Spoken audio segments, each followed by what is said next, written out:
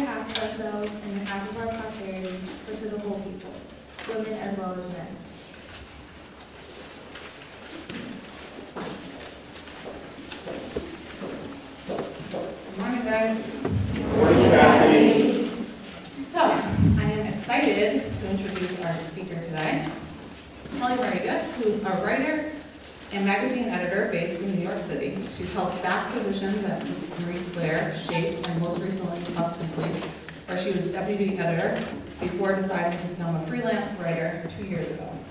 Her writing has appeared in the Washington Post and the Wall Street Journal, among many other titles. She has also appeared as a guest expert on NPR and various entertainment television programs. After graduating from Westover in 1999, Kelly went on to get a dual degree in English and magazine journalism from Syracuse University. She also obtained an MFA in creative writing from Bennington College. In 2015, her short stories and humor pieces have appeared in literary journals including Hayden's Fair Review, Bridge 8, Practice Fine, and Selfish. She has a lot of ideas she hasn't seen through yet. One of them is to open a bookstore focusing on women authors. Because really, look around at the names on the spines the next time you're in the bookstore, if you're ever in the bookstore. Then, when she opens the store, she will call it Broad Books, and she hopes you will come visit. So, please help me in welcoming my friend, also a former editor-in-chief of The Wick, also a former first head of Overs, also a former first head of AA, Kelly Marages.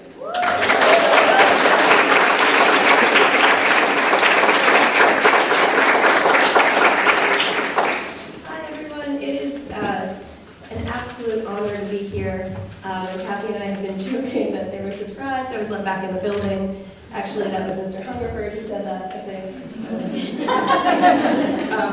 And thank you to Joe Dexter who brought me the Wick from a very long time ago, 1999. So, all right, I guess let's just begin. Fact: about a year ago, a month before the 2016 presidential election, a man in a bar in Flint, Michigan, a man I'd met maybe an hour before, called me a mouthy slut. Now, never mind the question of why I was in a bar in Flint, Michigan on a Sunday night, oh, sorry, Mom, or why I was called that. We'll get to that in a bit. The fact of the matter is I was called a mouthy slut by a male stranger. Fact 2. I wasn't aware that I had been called this until more than a month later, after Hillary Clinton, who I'll just call HRC from now on, lost the presidential election.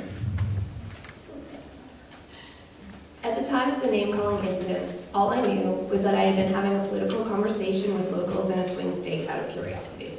I really wanted to hear what they thought, so I wasn't giving my opinion. If anything, I was mildly encouraging them to say what they really thought by nodding along and asking further questions, an old journalism tactic.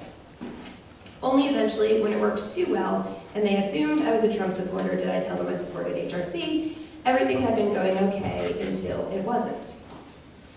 So what I knew at the time was I had been talking with two men, mostly listening, Lord help me, and I went to use the bathroom. When I came back, I could sense that the air in the room had changed. It was then that I realized my boyfriend, typically a mild-mannered, open-minded, gentle, beautiful human being and an artist whose work focuses on representation and intersectionality and all sorts of good stuff, just in case he sees it later, I need to say all that kind of stuff. But who also happens to be a former semi-professional Australian rugby player, meaning he knows how to fight, was asking one of the guys to step outside. Story short, no punches were thrown, and my boyfriend and I rushed out. But the thing was, I still didn't know what had happened to cause this melee. My boyfriend didn't want to talk about it. And though I'd like to say I got the hint and gently dropped it, I'm not very good at getting hints. Rather, I'm pretty good at getting hints, but I don't drop them, I pursue them.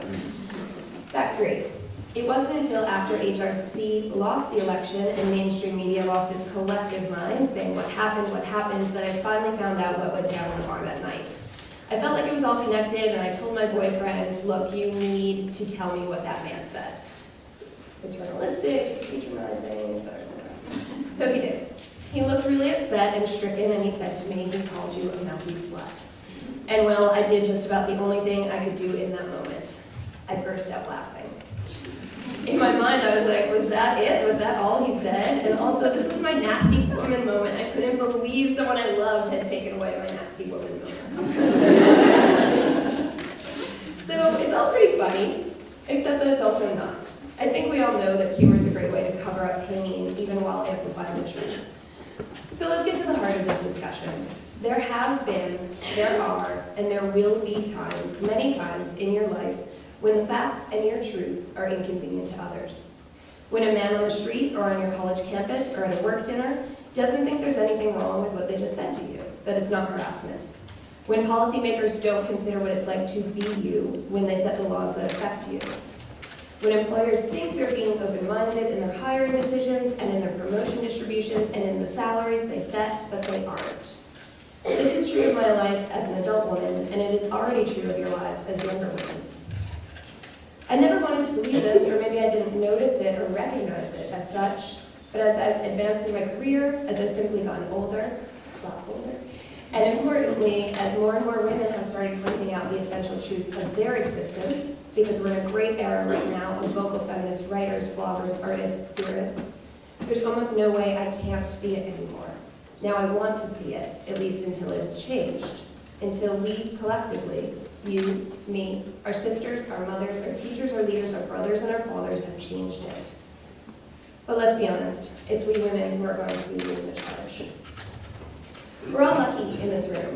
We're lucky, and you especially are lucky, I was lucky, to be in a place that believes in the power of women and promotes it. And then on top of that, a place that sets up a whole year with the theme, the power of women. Is that the theme? That's amazing. It's like you're in an all-girls school, and the theme is power of women. Because the thing is, we're so admired in a patriarchal society that misogyny often isn't visible. That's how deeply woven into the fabric of our everyday lives it is. And sadly, women are just as often complicit in holding on to the status quo as are men. The fact that a significant percentage of women voted for Trump in the presidential election, and yes, a much larger percentage of white women than women of color, which we cannot ignore, doesn't debunk the fact that misogyny plays a significant role. If anything, I think those numbers support the theory. People sometimes oppress themselves, or they aid the oppressor, not realizing that's what they're doing. And it often happens because they don't even realize that they're being oppressed. So what to do? First, pay attention. Seek out the women who are saying things. Do you know the writer Rebecca Solnit? Alrighty, that's nuts. She's often credited for the term mansplaining. Solnit wrote an essay called Men Explain Things to Me in 2008. The essay is based on something that happened to her 5 years before that, which she would share as a joke amongst friends, but finally at the encouragement of one of those friends, she wrote it down. And as she put it, quote, young women need to know that being belittled wasn't the result of their own secret failings. It was the boring old gender wars. The essay starts with an anecdote of Solnit and a friend at a dinner party at a man's home. This man has heard she's an author and asks what kind of book she's written. She mentions that her most recent book was on the pioneering photographer Edward Mybridge. Upon hearing this, the man interrupts her to share how he recently read an important book about the same man. As the man continues speaking about the photographer's legacy, Solnit starts to second-guess herself because, wait a second, she's supposed to be an expert on this person and she doesn't know about this book.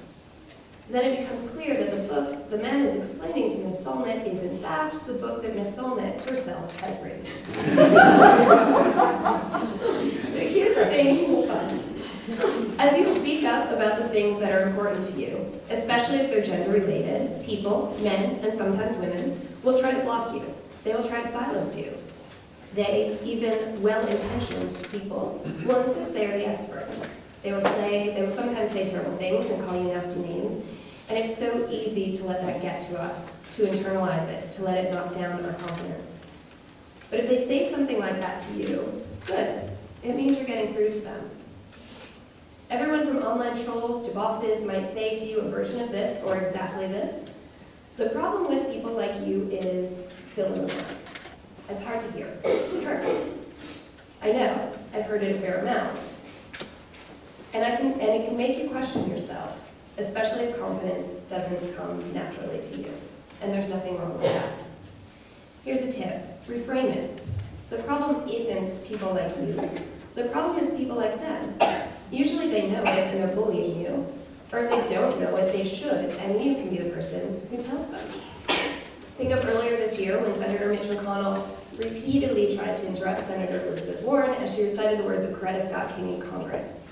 Senator Warren kept reading, and eventually McConnell said that she had been warned, but, quote, nevertheless, she persisted. We're lucky enough to live in a time where that phrase was turned into an instant meme. Nevertheless, she persisted. Sometimes people will succeed in silencing you, and it won't be your fault. Sometimes you must do personal math. The risk of fallout may be too great for what you stand to gain in the moment. That's okay. You don't have to fall down on your sword every time. The ability to speak up and speak out is a huge privilege. Sometimes you can't afford to lose a job or risk your personal safety or whatever it may be. Keep this in mind too. When you can speak out, you are helping those who may be voiceless. Consider it our collective responsibility to do it when we can. Sometimes you might also feel like you don't have the authority to speak out. Here's a secret. You do. And there's no test to take, no studying or preparation necessary because no one else is the expert on you. You are the expert on you. Don't wait for others to empower you to talk. Empower yourself. Simply give yourself permission to say what it is you want to say. Think about it this way too. No one can fully know about the experience of being you unless you tell them. So the other side of the coin of speaking out is listening.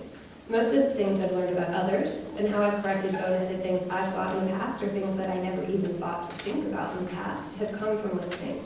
It's come from the generosity of others sharing their voices and their truths. You honor others, you thank them for their risks by hearing what they're saying about themselves. Unless it's a white supremacist, and then you can tell them to go to hell. When I sat down to write this talk, I knew generally the message I wanted to share with you, but when it came down to determining what specifics I might inherently know and feel simply by virtue of the many, many more years I've been on this planet than you, the specifics that I may have internalized, I had to think a little harder. Career was something that came to mind. I remember rapidly listening to stories of professional women when I was a student. In fact, I decided after my junior year career day at Westover that I wanted to move to New York City after college and work in media. I'd never even dreamt of it as an option until that day when I ended up under the care of a relatively young female Good Morning America producer. So I'll share a little about my career experiences, and then it'll be time for break, and you can go on with your day and stop listening to me. I always admired, and still do, stories of women who have reached the heights of their fields. Badass, brave women who take no prisoners, and even less nonsense, especially women in male-dominated fields. My story is a little different. For the majority of my career, I've been fortunate to work in magazine publishing, a largely female-dominated field. And I've had incredible mentors. I don't know firsthand what it's like to work in male-dominated fields like software engineering. Even so, when you get to the workplace, even if it's the best ideal of gender equality you can imagine, things aren't always so cut and dry. I know what it feels like to have my voice squashed on what seems to be a gender issue by both men and women. Far too many things happen in offices to recount here, but I just wanted to share a couple of examples. Anecdote 1. Every single thing you see on the page of a publication, be it a magazine, a newspaper, a website, is a choice that an actual person has made. One time at the Celebrity magazine where I worked for years, I was in the room when a designer and editor came in with a page for layout approval. On the page was an item about an actress who had just revealed she suffered from an eating disorder. The visual that they used for that item was a photo of the actress in a bikini. I guess the idea being it's a story about body image, let's show her body. My direct superior, who was a woman, was in charge of approving the layouts that particular day, and she approved it. No one asked me, and I don't know exactly where this came from, but I heard a voice in the room, which was my own, say, I don't think we should run that photo. My boss made it pretty clear by her expression of disdain, and her tone of disdain, and her actual words of disdain that she did not agree with me, or agree with my disagreeing with her. It felt like the office equivalent of my boss calling me a mouthy slut, but not even in a little bit a good way. In the end, another woman in the room agreed with me and spoke up, and the photo was changed to one of the actors in regular clothes. A victory. Anecdote 2. The time our publication ran a cover story on Bill Cosby after the explosion of sexual assault and rape allegations against him. We all wanted to get it right. We needed to get it right. And a lot of care was taken in the drafting of that piece from start to finish. Even so, in one would-be final draft of the story, there was a transition sentence. Transition sentences don't go away if you choose to stay in writing, so just remember that for English papers. So a lot of care was taken. The transition sentence. It made a play on the word penetration. Something like, Cosby's reputation, at least, was impenetrable. When I read this, I assumed it was an unfortunate coincidence, and pointed it out to our male editor-in-chief, and he said to me, yeah, it's a pun, get it? And he went around the room asking for other people in it, junior staffers, if they thought it was funny too. I don't work for that magazine anymore. Though I did for about 10 months after that. At the moment, I don't work for any magazine. I work for myself. I don't think this and my, well, mouthy tendencies are a total coincidence. I've been getting into this kind of trouble all my life, including here, which most of the time I admit was fair. But I've learned that being mouthy doesn't always get you what you want in the moment. It often gets you the opposite. The novelist Rachel Cusk turned 50 recently, and in an interview with The New Yorker, she was asked how she felt about that milestone. In response, Cusk paraphrased a quote by D.H. Lawrence, saying that she thought some people have a lot further to go to get where they want to be. They've got a long climb up the mountain. Then she said, I don't feel that I'm getting older. I feel that I'm getting closer. That's sort of how I feel when I look at gender equality. Closer is where I want to be. Speaking out against misogyny doesn't magically make it disappear. But every time I open my mouth, every time you open your mouth, every time any one of us does, every time we get collectively mouthy, we get closer to what we want and closer to showing the world who exactly we are. That's the other thing about using your voice. You have the right, and I would argue the duty, to reassess how you choose to use it at any given time. The important thing to remain consistent on is your moral code, your sense of right and wrong. I'm going through my own reevaluation right now, career-wise. You might be surprised to find out that you never stop asking yourself what you want to be when you grow up. At the moment, I'm not asking myself what I want to do. I'm reframing the question. I'm asking myself, what do I want to put out into the world? Or, if you prefer, how do I want to use my voice? Because don't forget, your voice is what gives you a choice. Your voice is what gives you agency to achieve what you want for yourself and for society. And until we get there, we count our victories. As for the Bill Cosby story, by the way, I lost that battle with my boss. After the poll he took in the office, he said the joke would stay. And it did.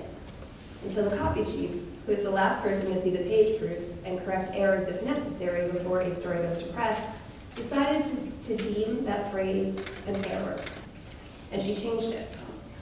She knew that if push came to shove, she, the mother of a special needs child who needed all the financial resources she could get living in an expensive city, could be fired over it. She wasn't. I'm not sure the boss ever even noticed. Maybe nobody noticed. But that woman became my personal hero. This is how it happens. It's not one voice, or two voices, or three voices that change something. And every time you use your voice, whether it's your actual voice, your writing, a photograph, a painting, or simply a silent nod of support to another woman who is speaking her truth, it doesn't have to be over something big. It just has to be over something you decide is worthy. Anything you think should be heard. In closing out today, I want to share something that was written in response to the recent Me Too hashtag movement, which itself was a collective outpouring of voices, a living monument to the power of momentum. It's from an op-ed written by another great feminist writer named Lindy West.